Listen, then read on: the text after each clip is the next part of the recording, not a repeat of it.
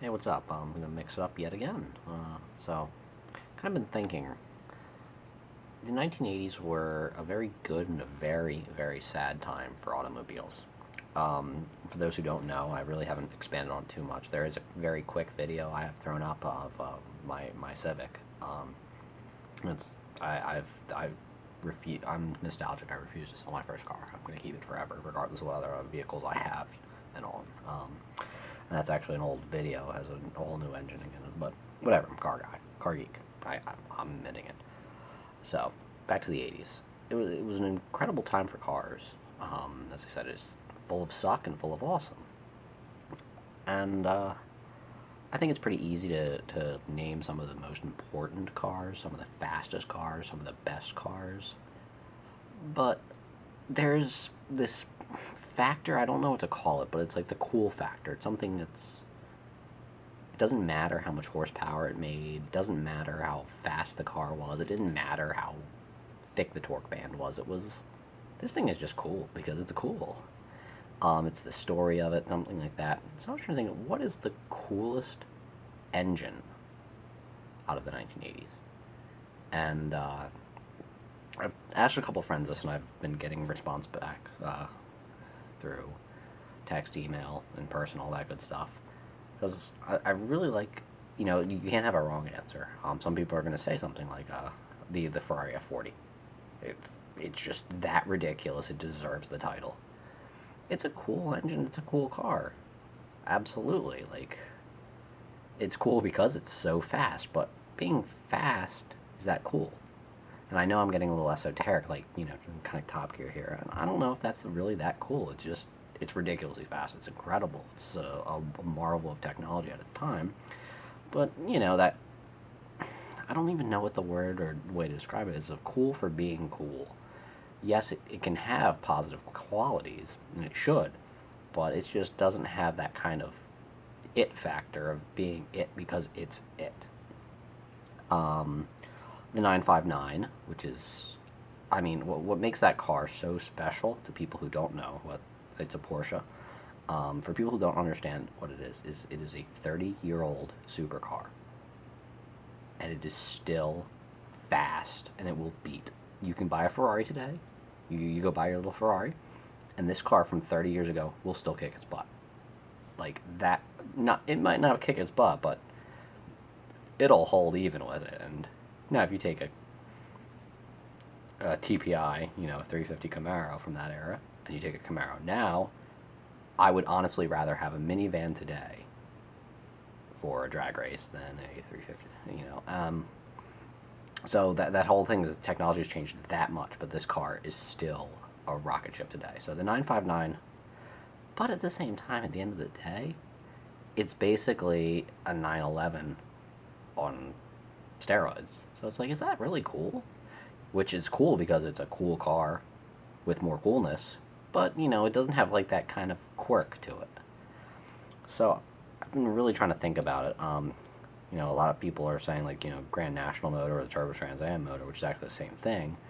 But, yeah, it's really neat, but if you've ever been in one, they're wonderful. They're beautifully torquey, and they're fast till sin, but you learn turbo lag is a thing. And it's just, you had a big engine, you throw a turbo on it. It's like, okay, that's the recipe to go fast. Some other things, like some of the really screaming engines that were, Ferrari made some very high revving small displacement V8s that's pretty cool. The other one that I was seeing through my friends were the 5-cylinders that were like a thing then, which now I think only Volvo uses. Audi's bringing them back, but like, it's just a 5-cylinder, what? That's in. And they all do sound like sewing machines. That's just the nature of those engines, but they're still a good engine. But it's kind of cool because it's different, so I think the different factor. But the one that I'm saying, and this is going to be my vote for it of the era, is the LT5 from General Motors. Now, for those who aren't complete car geeks, the LT5 was an engine for the high-end Corvette, and It was completely different. It has almost nothing to do with General Motors. It is not your Corvette engine. It's not your. It was in the ZR1, and in the C4 generation. So we're talking in the late '80s. This thing was, and what was different about it was Lotus designed it. And for those who don't know, I am a humongous Lotus fanboy. I might sell probably this one, for a Lotus, anything, but it was made by Mercury. And you're thinking, Mercury? You mean that part of Ford that's a little bit fancy, but not quite Lincoln fancy? Mercury Marine actually manufactured this thing. It was a dual overhead cam, which at the time was pretty revolutionary, and it was V8.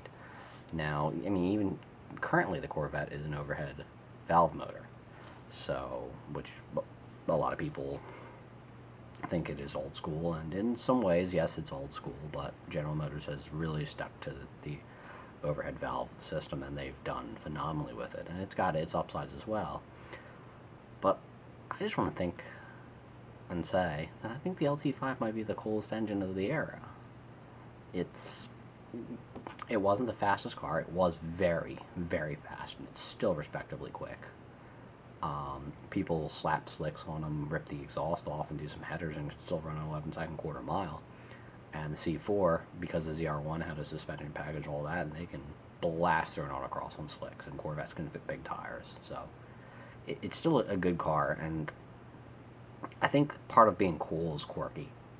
At least to me, it is. I mean, you can say you got 600 cubic inches in a supercharger.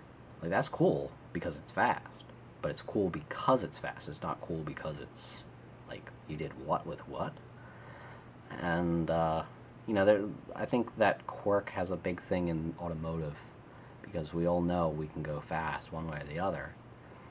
We know our tried and true recipes, but just to do it a different way and still be faster than most is really, really cool to me. Which is kind of interesting too, as I've mentioned, I own a Honda, which I was a little older than the Fast and the Furious crew. I mean, I was being an idiot before wasting money on cars was cool.